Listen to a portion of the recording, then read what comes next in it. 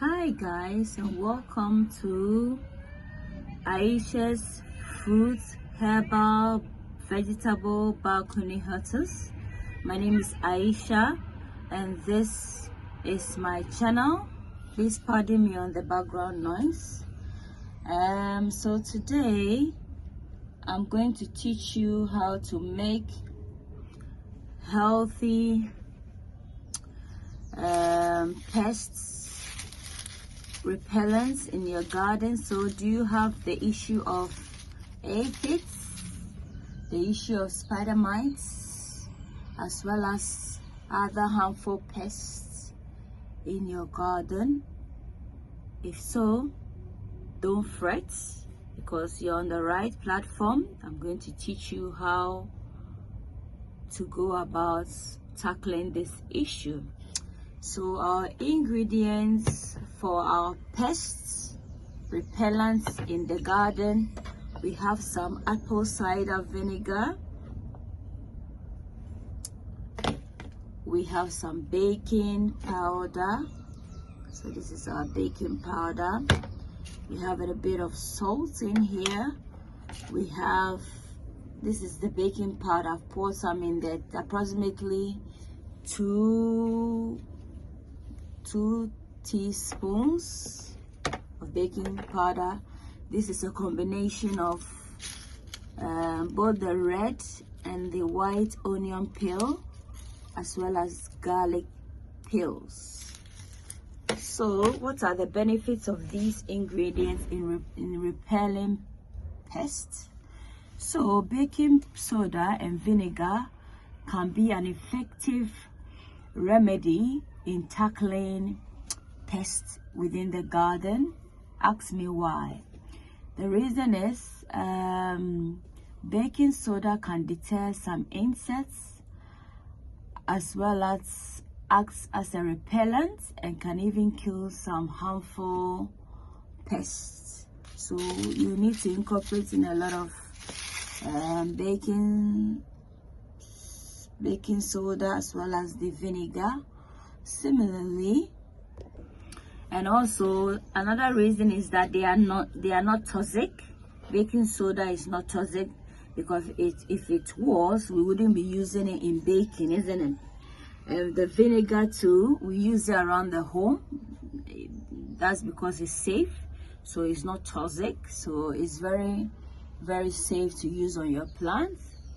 And what baking soda does is that it disrupts the digestive system of certain insects. So it stops that, obviously every living organism depend on their digestion in a food, the ability of their body to break down food so that they can extract the beneficial nutrients and vitamins in order to promote their growth. So if baking soda is going to disrupt the digestive system of these pests, then obviously they are going to die eventually. Also, it can disrupt the habitats. So something like spider mites, they have the tendency of webbing everywhere they find themselves. So using baking soda is going to disrupt their safe environments where they tend to breed a lot. So yeah, it's very good to use the baking soda. Similarly, onion and garlic peels. The onion and garlic peels can also be a beneficial tool in your garden, because they can help to control pests within the garden, because certain pests do not like, and even rodents do not like, the smell of garlic as well as onion. So they contain compounds such as sulfur, allicin, that are all beneficial in deterring insects and induce their feeding inhibition. So It's very eco-friendly and it's natural, it's not toxic, so it's a very safe ingredient to use as a pesticide. So please ensure that you use natural products as much as possible within the garden, because if you tend to use the store-bought ones with a concentrated with chemicals, whatever you spray on your plants or on the soil is going to eventually affect your plants, and then obviously if you ingest it, it's going to also cause problems for you. So I always like to use natural things. So how do we go about preparing this pesticide? So apart from the ingredients, I have a bottle of clean water in there. So if you have a spray bottle, it's even better, because after making the solution, you can pour a bit of the solution in the spray bottle, top it up with water, and then spray on the infected areas, spray on the leaves, the soil, and what have you. So I'm just gonna talk you through how I prepare this. So here,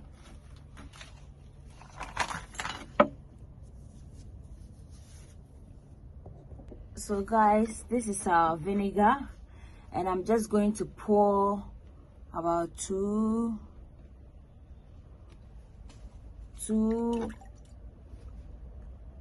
or three of the lid. You know, I'm going to fill the lid up. You know, I'm gonna do like 3. Yeah, as you can see, that's it. That's the vinegar, and this is my baking powder. Baking powder. I'm just gonna pour it in.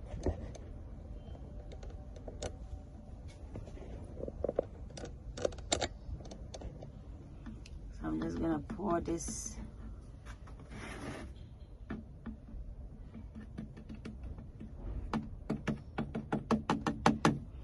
I did say it's about approximately 2 to 3 teaspoons of baking powder, and this is our salt. And so now we're gonna commence with the peels. So that's our garlic peel. Just gonna put them in there. And then once you are done, you have to leave this for some hours. If you leave it for a day or so, even better, because all the goodness is gonna get infused. The sulfur from the onions and the allicin from the garlic is gonna get the water very highly concentrated, and so then you can use. Obviously, if you use it straight away, well, the potency wouldn't be as effective as when you allow it to obviously sit for a while. Yeah, so please, if you like my content, please give me a thumbs up for like. Don't forget to comment, don't forget to subscribe, don't forget to turn on your bell icon after subscription, and don't forget to share the video with others. Thank you. So guys, we filled everything, you fill the pills inside the bottle with everything.